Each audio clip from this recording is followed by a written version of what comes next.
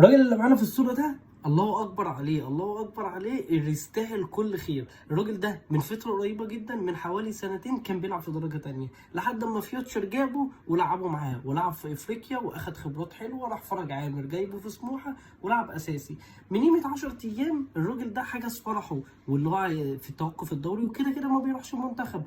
ايه بقى، حسام حسن رفع سماعة التليفون: ازيك ربيعة، انت معانا في المنتخب الاسبوع اللي جاي. لا مش كده وبس، ده بيبتدي اساسي في ماتش خارج الارض وبيكون واثق من نفسه. الغريب بقى وكده اللي النهارده 15/11 ده كان تاريخ فرح محمد ربيعه. محمد ربيعه اجل فرحه من اجل الظهور الاول مع منتخب مصر، وبسم الله ما شاء الله، الله اكبر عليه، كان في المكان المظبوط والتمرينات الصحيحه، والله اكبر عليه، والله اكبر عليه. الفضل كله يرجع لربنا سبحانه وتعالى، ثم كابتن حسام حسن اللي بيدي رساله تحذيريه لكل لعيبه مصر: لو